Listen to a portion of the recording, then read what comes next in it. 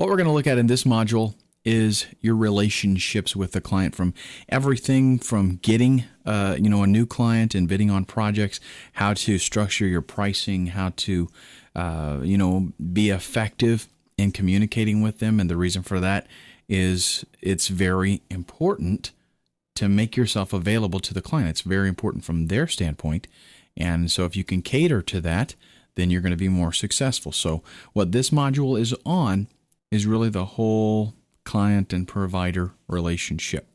The first thing we're going to look at is finding clients.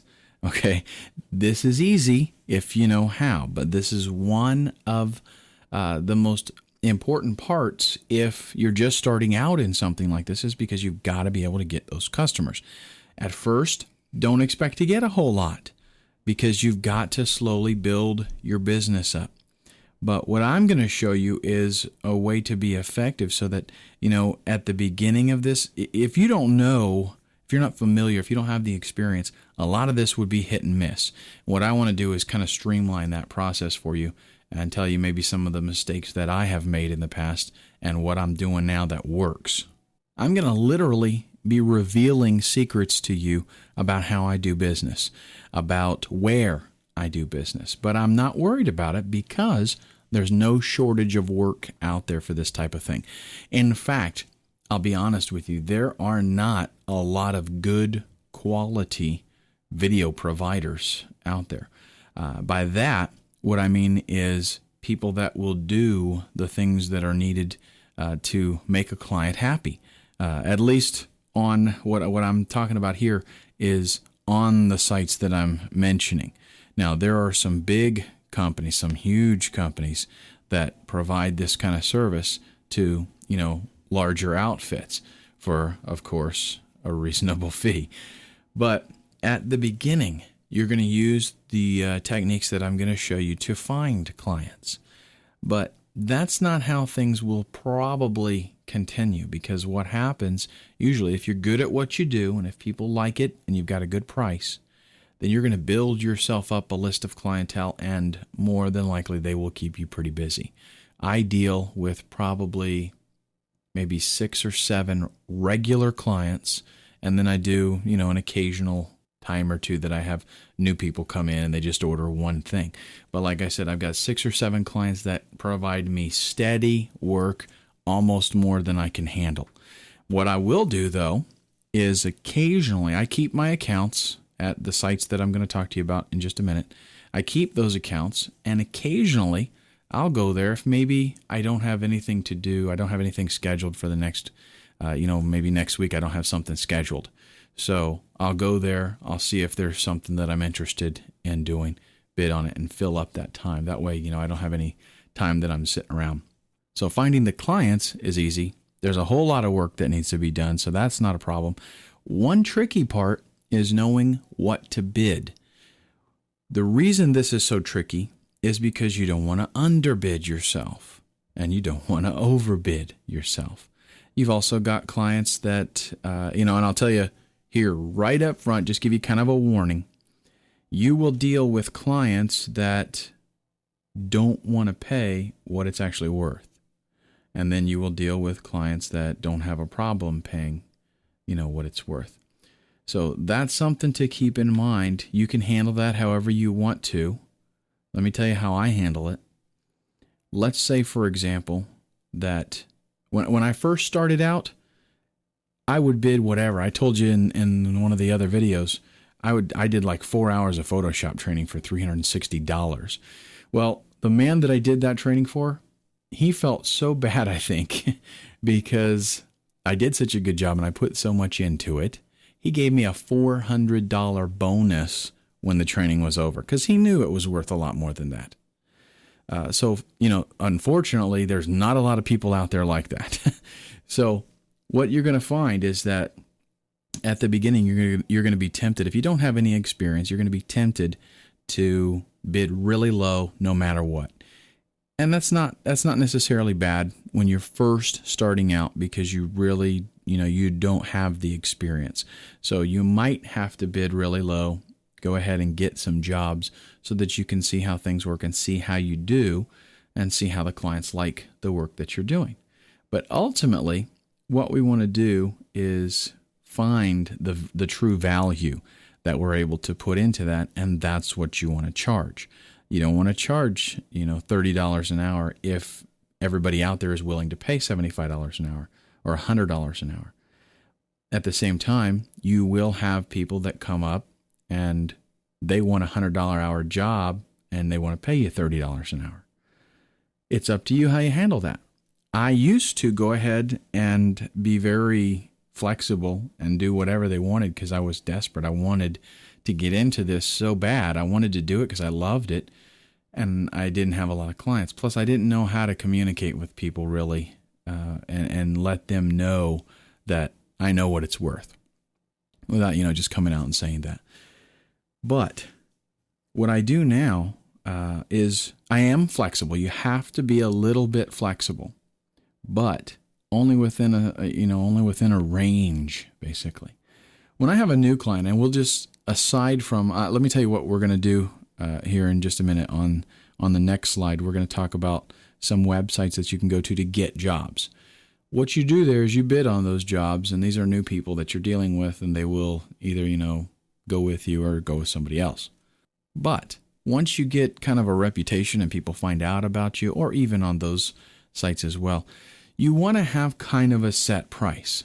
But that set price needs to be negotiable. Everything is up to negotiation, all right? So let's say that you're going to do video training. And however you want to do this, if you want to charge by the minute, if you want to charge by 15-minute blocks, hour blocks, whatever you want to do, you're going to set a bid amount. And I'm just going to give you an example here. Let's say for an hour of training, you're going to charge $2,500. And I can actually show you websites that's what they charge.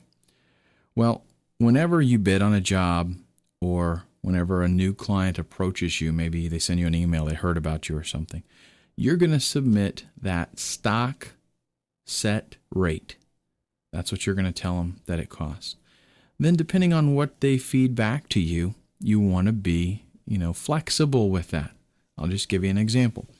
For 60-second promotional videos, it's got graphics, animation, voice, and music, and all that kind of stuff. I charge $525 for a 60-second clip. Now, that's a pretty cheap price if you go out and you look around. But I'm a one-man shop, and it doesn't take me very long to get something up like that. I might spend, maybe a whole day on it. But if I send or I submit a proposal, or I send an email to somebody, and they come back and they say, Ken, we checked out your profile. You got really great work. That's a little bit out of our budget. Is there anything you can do for us? And you got to, in those emails and those communications, you got to look for language. Sometimes they don't come right out and say, can you give us a better price? Sometimes they might just say, it's a little bit out of our budget. We really appreciate your submission. That still kind of leaves an open door. The reason that they didn't just email you back and said, no, thanks, we're not interested, they emailed you back and they talked to you about the price. So that leaves you an open door to go ahead and maybe pursue that. I will, like if somebody called me and they said, or they emailed me and they said, okay, we need a video clip, 60-second clip, something viral, and I submit them and I tell them I want $525 for this 60-second clip. And they say, well, we kind of need 2 clips and we've got a budget of $1,000 and we can't go over that budget. I might knock $80, $90 off of that. What is that to $1,000? So you got to be a little flexible. And 2, you have people that maybe their budget isn't $1,000, but they want to grind you a little bit. They want the satisfaction that they ground you down. So you got to kind of give yourself, and what I'm saying is when you set your rate, give yourself a little bit of grind room so that, you got it kind of figured in there. If you don't have to, that's great, but just give yourself that room in the beginning. I forgot to mention too, I wanted to let you know that the video style that you're watching right now is different than the first 2 videos. And here's why. I wanted to give you kind of a first-hand view of the different types of presentation styles. What you're looking at right now is a PowerPoint presentation. Now, I haven't gotten fancy with the graphics and with the text. Certainly, there's a lot more that PowerPoint can do. But this is a basic presentation. You see how the text comes up on the screen, and you press the arrow key or space bar on your keyboard, and it goes to the next topic. Like, I'll go ahead and that's a perfect segue into the next topic, which is communication is the key. Whenever dealing with a client, and that is whether you do it on one of the sites that we're going to talk about on the next slide, or you're doing an email or whatever, you have to understand that you're kind of unknown to them if they haven't worked with you before. And of course, whenever people do business on the internet, a lot of things are unknown, and there's kind of a trust issue there. Plus, people like answers right away. They're dealing with somebody online. So, if you're in California and they're in New York, they want to be able to ask you a question and get a response, like not 3 days later. One thing that you can do, and we'll discuss this when we actually take a look at how we go about doing this. I'm going to show you kind of a live example.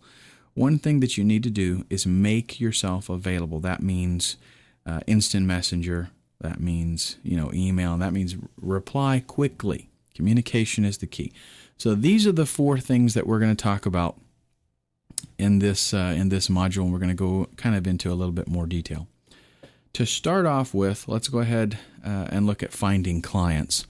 You're going to use sites like elance.com, rentacoder.com, and guru.com. That doesn't mean these are the only ones. There's tons of these kind of sites out there. Do a search on Google for freelance, and you will find a slew of stuff. These are the 3 that I typically stick with, the 3 that I use. My favorite is probably Elance. I like their interface. I like how easy they make things. The guru.com, they're a lot more complicated to actually run, in my opinion, so they're not quite as user-friendly. Rentacoder, again, they're not really real. They're not that complex, but they're not as streamlined as Elance. Elance really has a good interface from the buyer's perspective and from the provider's perspective. We're going to actually, in just a few minutes, we're going to go to these sites and I'm going to show you how they work. But keep in mind, the goal here, some people build a business on Elance, for example, and they just do a ton of work there. I don't really spend a lot of time there anymore. Rentacoder and Guru. Okay, Rentacoder is free completely. I don't even think they have a paid subscription. All of these sites get their money from, whenever you do work, they get a percentage. Rentacoder doesn't charge anything on top of that. Guru has a free account that you can get. They've also got a paid account that lets you do a lot more. Elance is, I believe they have a free account too. That gives you a limited amount of communication that you can do. Like, for example, maybe you can only bid on 2 jobs a month or something like that. They have a paid account. It's $9.95. That's the one that I use. It gives me plenty of, they call them connects on Elance, where you can go there. You have a certain amount of connects per month, and every time you bid on a job, that takes away from your connects. And the value of the job that you're bidding on, that's what determines how many connects you use up. I don't have the rundown for you. It's on their site. But so, for example, if the job is less than $500, it's going to be like 1 connect. If it's 500 to 1,000, it might be 2 connects. So each one of these provide the interface between somebody who is looking for a job to be done and somebody who is able to do that job. And then again, they will either charge you for a monthly membership maybe, or they just, they charge you for the monthly membership and they take a percentage, or like Rentacoder, they just take a percentage. And this is kind of another one of those things you have to take into account when you figure out how much you're going to charge, is that they're going to ding you for a percentage. So you've kind of got to work that in there. And that is another reason why eventually you want to move people off of those sites. So don't just hang out there forever. I usually, like I said before, if I've got a slow day or a slow week or something, and I don't have anything scheduled, which hasn't been lately, then I'll go there and I'll see if there's something small maybe that I can squeeze in. But I don't like keep going with the same customers there. After this, my customers are going to contact me directly, so I don't have to keep paying that. Let's go ahead, and I think the best way to learn from this is to just see how it works. And I've got all of these opened up. We'll do a really quick run through to all three of them, and then we'll go back. They all work pretty much the same way as far as you look for jobs, and then you bid on those jobs. Now, the actual ways that they do it vary a little bit. I will tell you this bit of advice: RoboForm. Get yourself RoboForm. That is an amazing tool. If you're going to be working online, anything like this, you want RoboForm because it keeps track of all of your sign-ins, your user IDs, passwords, all your information, anything that you have to fill out. It's all automated in there, and it's great. So anyhow, for what that's worth. Here's Elance at elance.com. I have already logged into my account. The tab is set to Find Professionals. Now, that's what somebody would do if they have a project and they are looking for somebody specifically maybe that can do that job. We want to go to Find Work. And I'll let that come in. You can see, we're not going to actually do a search yet. I'll come back and I'll use Elance in a minute. But you can see they've got different categories. It shows you some of the jobs within the categories. And then you can type a specific keyword that may be something that you do, and you can search for that as well, and you'll see the jobs. Again, we'll come back to that in just a minute. Guru, basically the same kind of thing. You can search for keywords. Okay, they've got employers and freelancers over here. So terminology is a little bit different, but it's basically the same thing. You can search, they've got categories. And what a lot of them do is allow you to subscribe to specific categories. And you can even get notified when a job is posted within that category. You can get an email notification, for example. But this is Guru. They have redone this website in, I believe, the last maybe 4 months. So it's a little better than it used to be. It used to be almost strictly text-based. And it looked kind of lame, actually. But they've redone it. It's still not as efficient as Elance, in my opinion, but they're making some headway here. And then we've got Rent-A-Coder. Rent-A-Coder is still very coder-oriented. Let's go ahead and click My Bids here. The way that they go about doing all of their stuff is a little bit confusing. It's not very intuitive. You actually have to know what you're looking for and what you're doing. So here, again, the same basic thing applies, is that you're going to search for something. You can browse through and you can see what's available. Like if I do browse all work. Now on Rent-A-Coder, that's going to about blow you away because, I mean, look at all the categories that they have got here. If you want to go through all of this, you're going to be in trouble. What you would really do, especially in this specific field, each one of these, if you want to browse through and just kind of see what's there, because sometimes, the specific job that we're willing to, maybe, for example, somebody doesn't know the terminology to use in the industry, so they post something. If you were to read it, you could see that it's related and that you could do it. But if you were to just search for a specific keyword, maybe their job would never come up. So browsing through here is not a bad idea. But what you should do is go to each one of these and set up the categories that you're interested in. And those are the ones that you check out and just kind of browse through there. Again, Rent-A-Coder, not very intuitive. It has, to me, the reason that it's even better than Guru, though, is because there's much more available, on one screen. So at least you can usually get to where you need to go pretty quick. But, like I said, Elance is the one that I like the best. Very intuitive interface. Let's go ahead, and for this particular, I am in category Design and Multimedia. So I'm going to click on that. That's because that's the one that fits the best for video stuff, and that's the one you'll probably want to sign up to as well. Notice that we've got even subcategories underneath that, because a lot of things fall into Design and Multimedia. What you get if you hover over one of these is some of the last the ones that have been posted in the last 24 hours. And those are really good because it's always good to be one of the first people to respond to a project, because you're going to get probably a little more attention that way. If it's a real popular project and they've got, like 30 people submitting proposals, it's going to be difficult. But you know what? That just reminds me, I haven't quite explained how this process works. So let me go ahead and do that now. Whenever somebody has something that they need to get done, they will post a description of what they need, and most of the time they'll put a range of price what they'd like to pay. That is by no means set in stone, so don't worry if it says under $500. A lot of them say that, but I have seen that a lot of times that's because people really don't know what it's worth, so they just put that's what they'd like to pay maybe. But a lot of times I have bid on a job and I've been twice as much as that, and I've told them, I see your budget's less than $500, but there's no way that's going to happen. I don't necessarily word it that way, but they went ahead and they go with me because they didn't know really what it was worth, and they just have to pick an option there. So that's the one that they picked. But they'll go there and they'll put a title, they'll do a description, set maybe a budget, and then people will be notified, or they'll go in and they'll search people that are providers that are able to do the job, and they will bid on, okay, this is how much I will do that job for.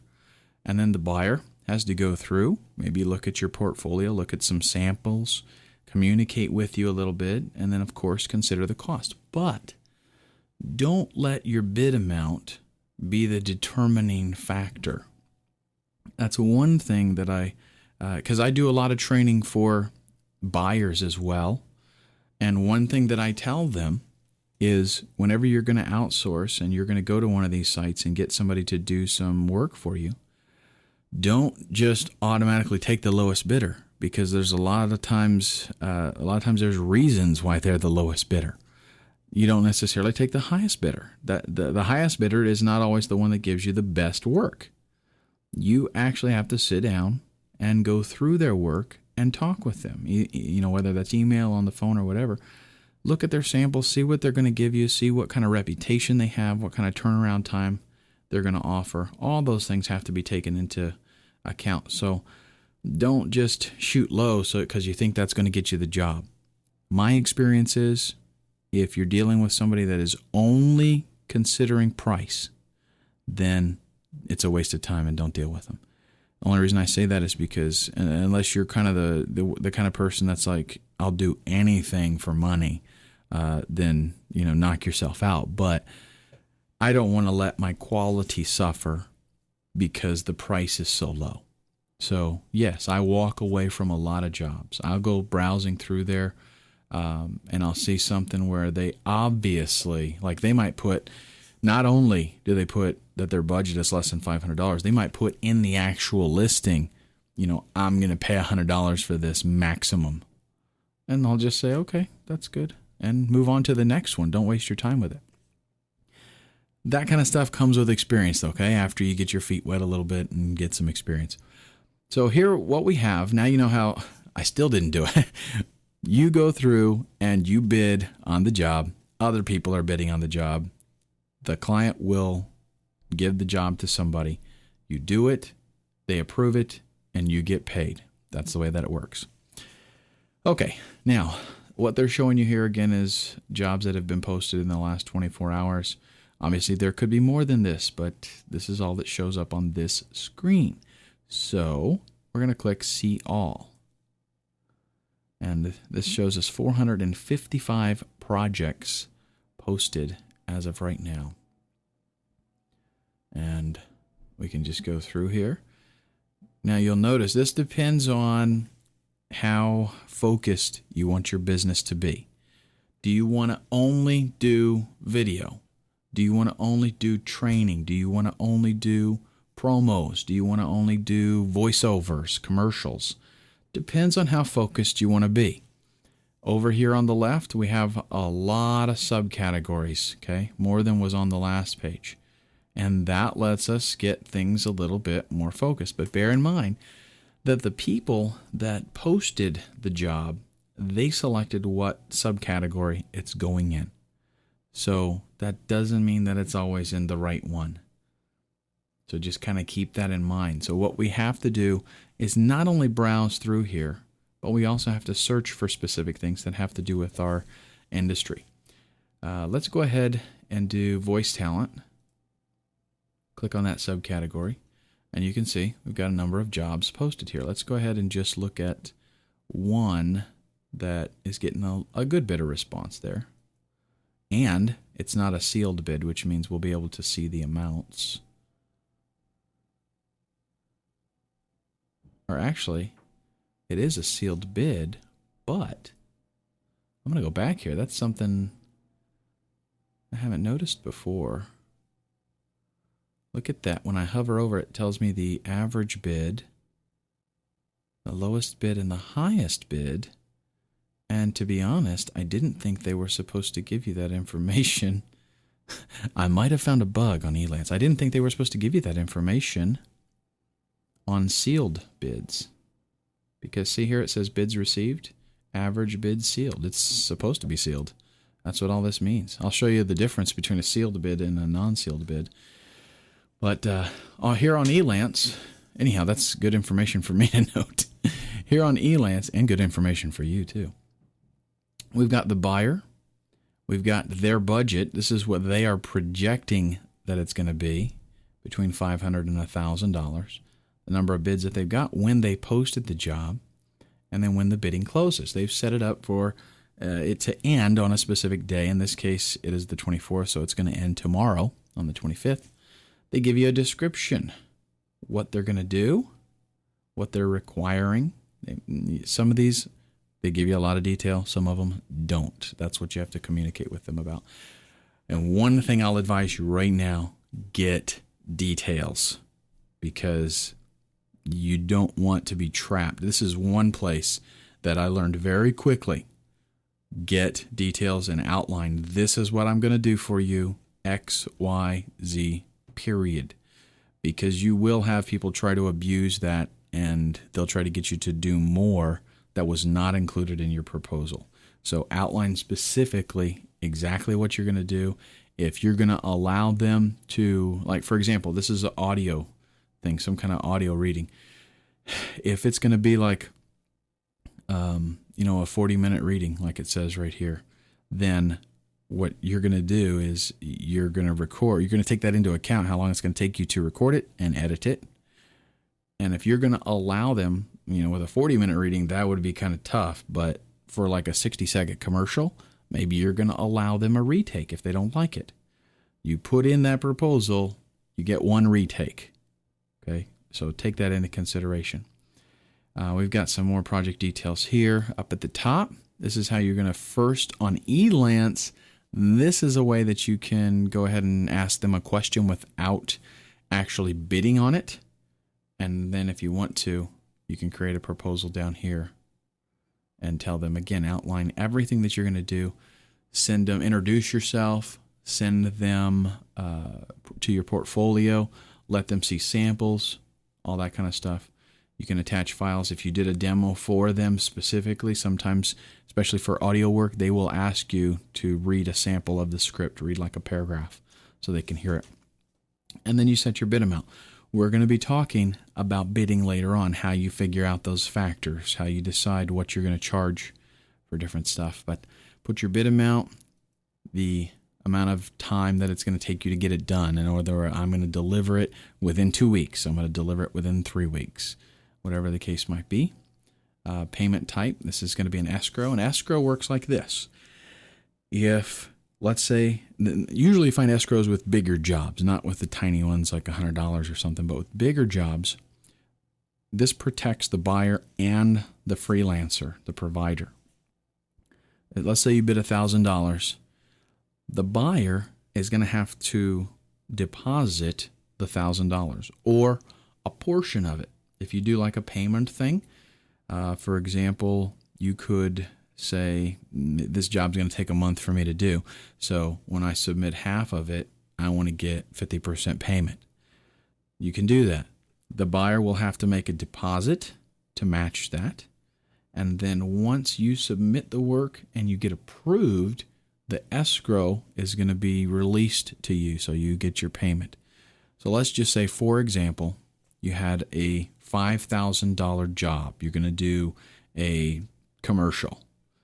And what you want to do is, because you've got to do a lot of recording and casts and all this kind of stuff, you're going to say, after the script is approved and after you have the first audio take, recording or whatever, you get $1,000.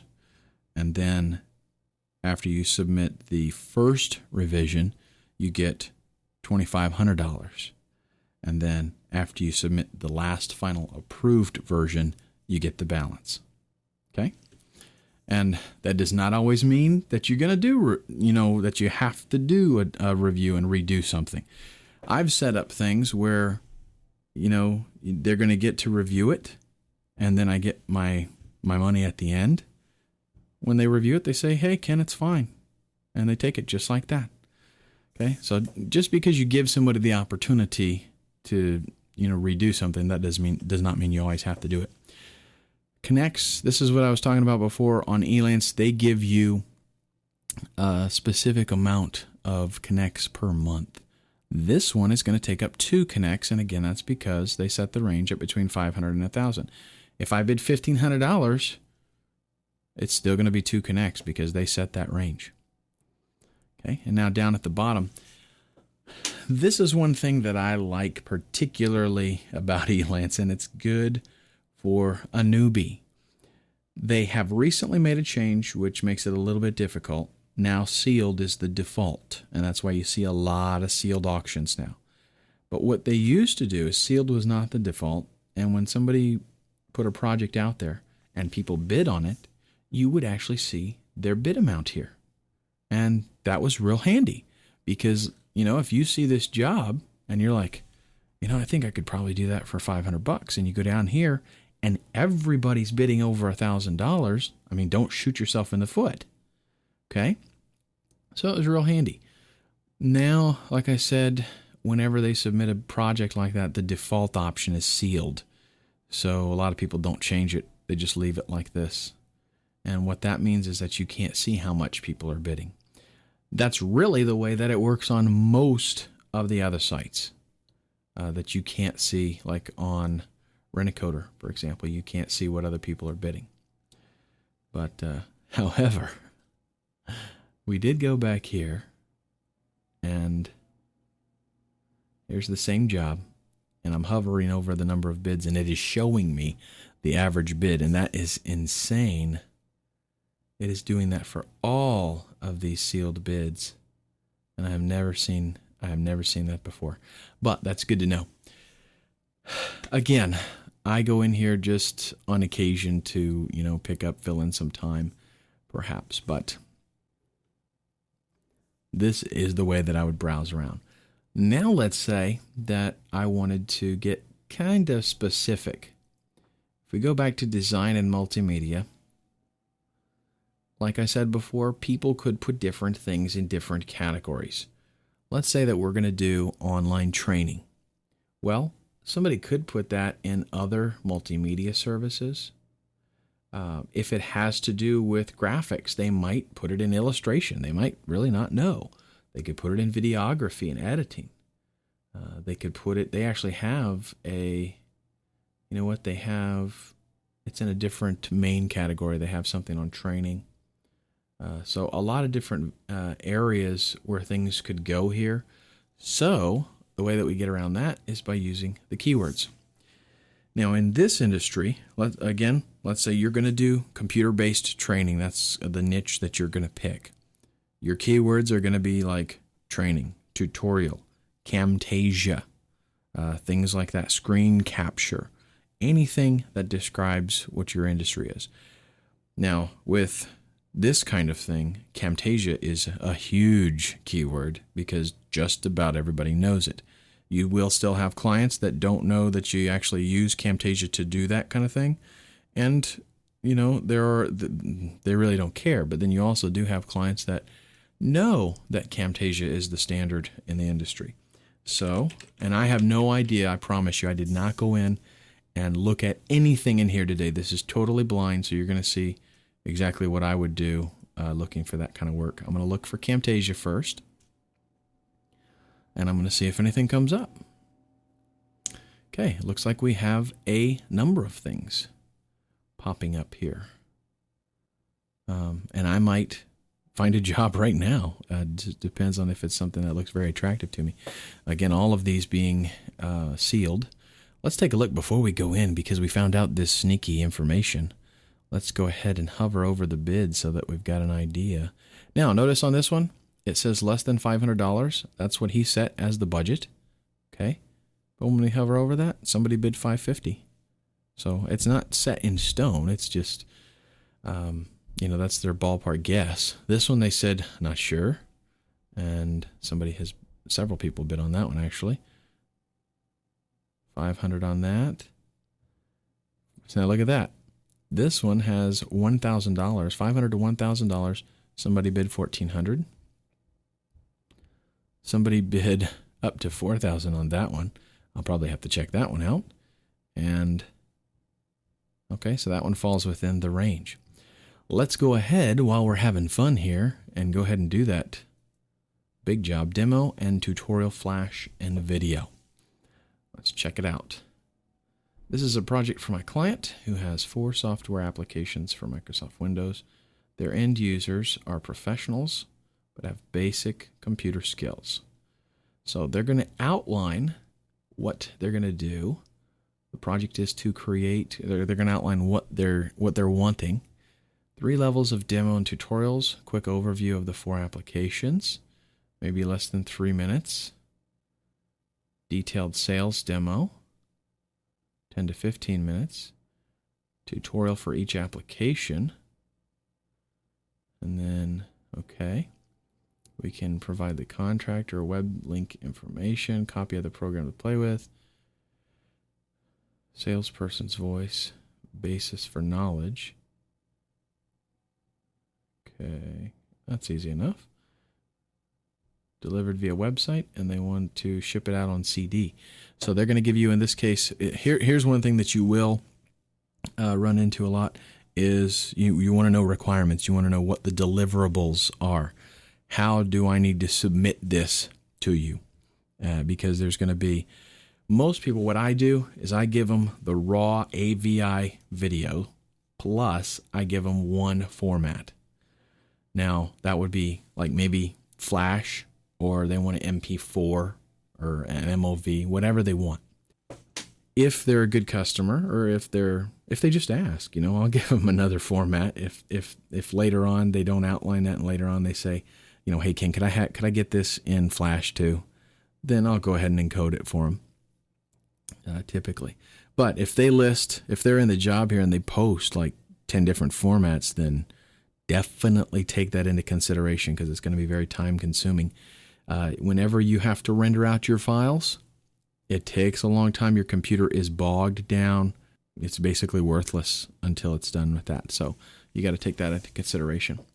We're looking for one provider to create all 3 demo and presentations in 3 phases. Now, I will tell you, I am definitely going to bid on this job. It's ending in 12 days. Not sure I'm going to get it, but I'm going to bid on it because this is exactly what I like to do. I think I'm going to save this.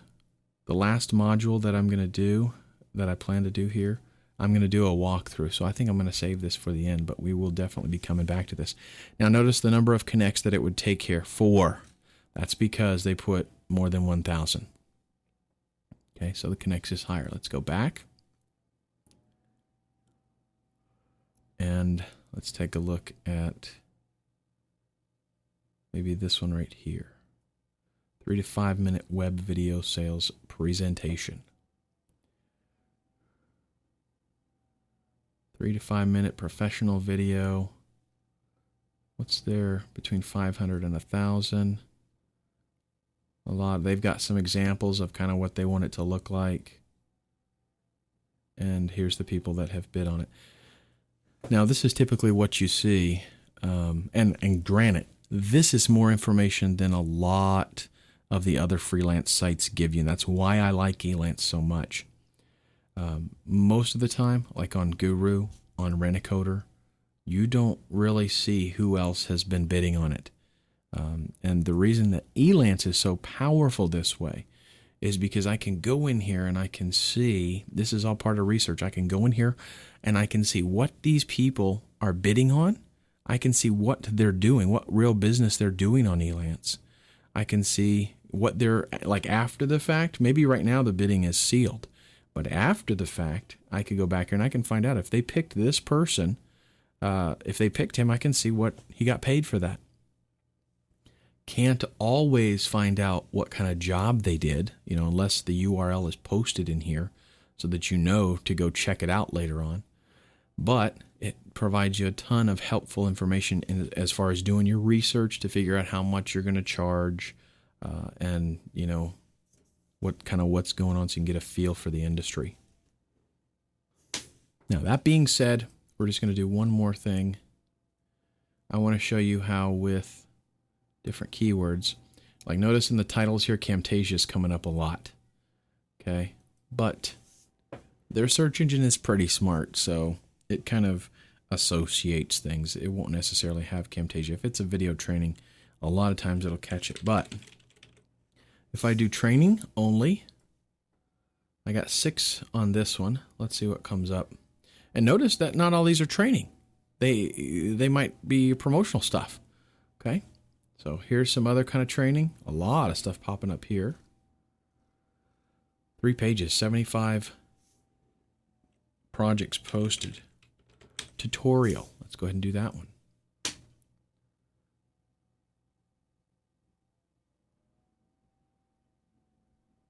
Okay, and that one gives me 12. So you can see how with 3 different words that could all be interlinked, I get 3 different results. Some of these will be repeats, like this one I believe was on the first result.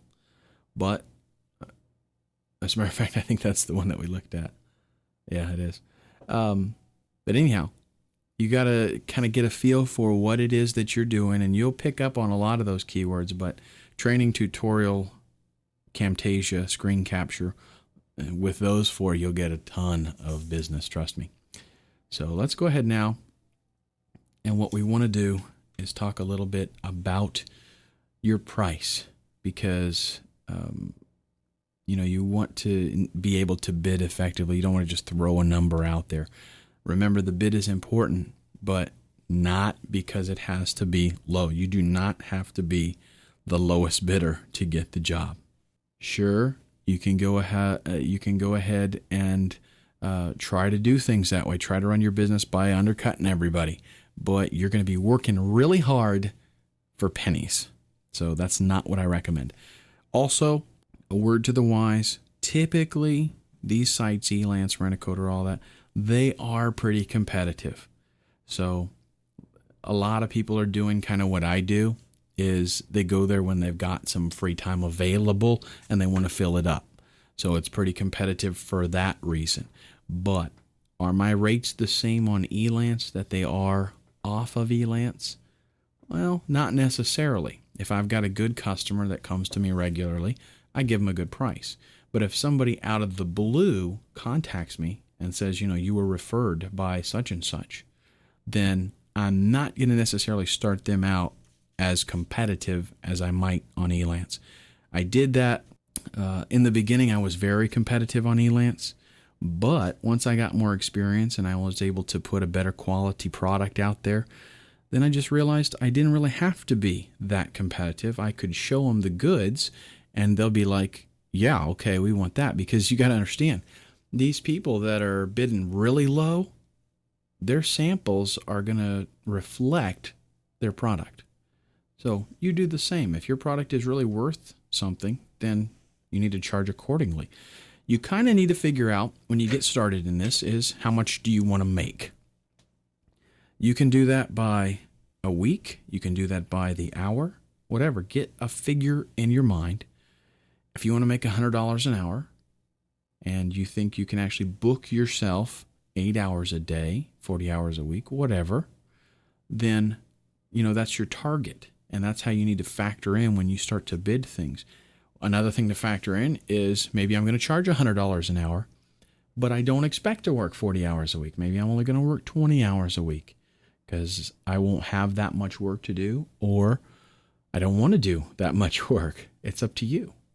But get that amount figured in there. If you're making $75 an hour on your job right now, then you're not going to come in here and charge $35 an hour. Doesn't make any sense.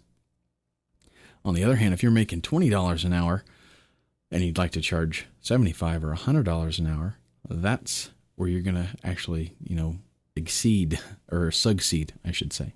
So think about what you want to make, and then also you have to take into account what others are charging. Now, do this from a research standpoint, not from the standpoint I've got to be competitive. Do it from a research standpoint. That means you check out what they're doing, you check out what they're bidding on, what jobs they're actually getting, and if you can, check out their quality of work. You know what? Let me hop over to Elance again. Let's take a look at the big money job right here. That's going to probably be at least a couple $1,000s. But let's check out somebody. I'll just grab one out of the blue here. I will tell you this too. A lot of competition from overseas on all of these sites. Don't let it scare you. Fortunately, for audio and video work, if there's voice involved in that, they're gonna eventually have to go to somebody who is a native English speaker. So check out their portfolio, any references that they give there, and also you want to look at. Let's do this one right here. You want to check out jobs that they did. Notice how it tells you the amount right there. So we can click on that. We can see who it was and how pleased they were with the work. And you can even go ahead and click on the job itself, and that way you'll get a description. Okay, get a description of what they asked for. Let's go. They had another one that was a little more high end, I think. Yeah, right there. Let's click on that one. Premier linking. Okay, and you can see a description of the job, what they did. That's the kind of research that you want to do. And you want to do it on several people, not just one, because you want to get an idea of the quality of the work, compared with the pricing. So all of that. And then we also take into consideration, what will the client pay? That doesn't mean you overcharge them, but that means, like I said before, don't shoot yourself in the foot. If you think you can do it for $500 and everybody else is bidding $1,500 and the client's going to have to pay that, in that case, you might want. Now that doesn't mean you bump yourself up to $1,500. That's not, it's not good business practice. If you've got experience and that you can do it quickly and you can give them good quality, then just take that into account, because a lot of times you can actually cut yourself off by being too low. So this works on the extreme. You can cut yourself off by being too low, and you can cut yourself off by being too high. Now that doesn't mean, like I said, that you set yourself right in the middle of everybody else, just, automatically. But talk to the client, let them see. One nice thing about this is you can let them see your work without actually bidding on the job. So you can start communication with them and ask them questions, kind of get a feel for what their requirements are going to be, get a feel for what they're actually looking for, and if they like your work at all. And that'll help you adjust things.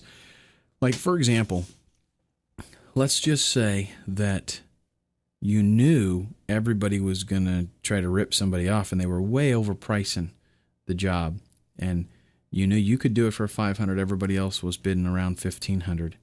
You might start to initiate communication with the client, let them see your work, and then talk about things, discuss it a little bit more. And if they really like your work and they are communicating regularly with you, then tell them, finally tell them, yeah, I can do this for you for $800, $850. And at that point, they kind of opened up to you, so they might trust you a little bit more, and you won't necessarily cut yourself off. But if you were to just submit the bid and say, yeah, $500, here you go, then they might be like, well, that's probably junk, so I'm not even going to waste my time with it. Okay, so it is a little bit, there's some trickiness to it.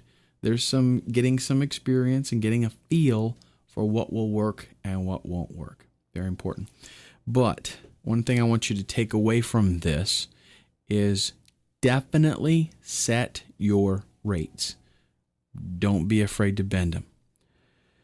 The reason that you do that is you want a standard, if something fits a description and you can put it into a category, you want a standard rate to give them.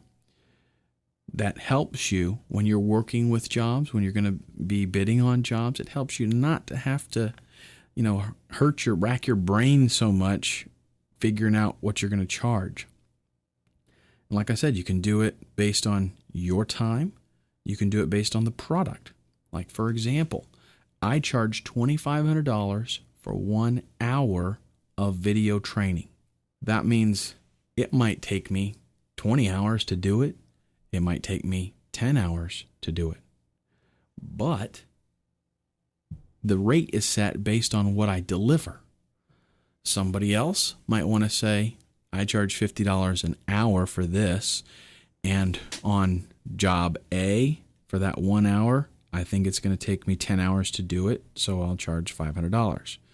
On job B, I think it's going to take me 20 hours to do it, so I'll charge $1,000. Depends on how you want to work it, but just set your rates. Again, don't be afraid to bend them. That means, if they approach you and say, it's kind of a little bit out of our price range, be a little bit flexible, but don't just, slash your price in half just because they come back and say it's too expensive. Let them know, thanks for working with me. I appreciate this. Here's the best that I can do. I understand if it's still out of your price range. Now let's look at a very important factor in all of this, and that is communication. Clients want to be able to get through to you and get a response quickly. Remember, you might be on the other side of the world. You might be across town. You might be on the other side of the country. These projects could be very important to them, and a lot of them are taking a chance and outsourcing, and maybe they've never done that before. So they want to communicate, and this one single thing will give you such an edge over the competition that literally you can charge more, because there are a lot of lamers out there that bid on a job and maybe accept the job. They get it. And then the client is like sending them an email saying, where's this and where's that? And they ignore them. They don't have it ready, so they don't send anything to them, or they don't let them know what the progress is, or they never ask them questions about it. That's the worst thing that you could do. You don't want to be like a one-off and just get the job, get it to them whenever you want to, and get paid. You want to build a relationship. Here's what a lot of people do on eBay, people that sell things on eBay. Even if, let's say they're a big company and they have products that they sell, they'll list an auction, somebody buys it, and that's it. Then they list the same thing again, somebody buys it, and that's it. They never go back and do business with those customers again unless the customer just happens to come back. And that's a big mistake. They're losing a lot of money. The same thing applies right here. You want to build a relationship. You're going to it's almost like you're selling yourself up front to get a lead, to get a connection. And after that's made, you're going to, the lifetime value of that client could be incredible. The first job they give you, you might make $500. Maybe they're testing the water. And then if they build a relationship with you, that client could be worth $50,000 to you over the next 5 years. So communicate with them. Let them know when you submit that proposal, let them know I'm available via instant messenger. Here's my ID. I'm available via email, and I respond within 4 hours. Okay, maybe you give them hours that you're available, whatever. Even give them a phone number. This is a big one. If you can give somebody your phone number, you're saying to them, I am totally not afraid of you calling me. I'm not afraid of being accessible by you. And that will relieve a lot of anxiety as far as if they can trust you or not. And believe me, this is one of the areas, the biggest area where a provider would fail is lack of communication. Respond quickly, make yourself available, and you will succeed in this. Okay, let's go ahead and review things now just really quick. I want to just hit on the main points. We're going to use Elance, Rent-A-Coder Guru, any of the other kind of sites that you might know or might find. That's how we locate clients. We're going to search for projects based on keywords. We can also browse through the different categories that are available. And then we're going to bid based on the research that we have done and how much money we want to make. Even if, like, I'll tell you this, I have seen situations where maybe somebody posts a job to do some training, and everybody that is replying is bidding like, $500. And you're like, well, I know that's going to take me a long time to do. I'd really rather make like 2,000 because it's going to take me a long time to do it. Well, if you notice, if you've done your research and you notice that everybody that's bidding on it is from India, then, don't shoot yourself in the foot. Tell the client, I understand everybody's bidding really low, but I don't know if you're going to be able to deal with the accent, So you can kind of play with things from that way. Communicate with the client. This is one of the most important factors in building that relationship with you. And then after those first initial jobs, maybe do one or two of them for them on Elance or on Rent-A-Coder. They're eventually going to want to move off of Elance as well and deal with you directly. Okay, and remember, that's a better way because we avoid those fees. And I mean, they take a good chunk. I don't even pay attention necessarily to how much it is because it is so grievous to me. But I will tell you, I don't know, maybe, I don't want to guess, but maybe like 8%, something like that is what they take. So on $1,000 job, they're going to get like $80, which, I mean, that's the way it goes. And then plus chances are you're going to get paid by eBay. They're going to ding you for another 3% or whatever. So you have to take all that into consideration. It's best to avoid as much of that as possible. Our next module is going to be project workflow. We're just going to go over real quickly the entire process, kind of an overview. And then the last module, we're going to head back to that real nice job that I saw in there. And I'm going to let you watch me go through the entire process.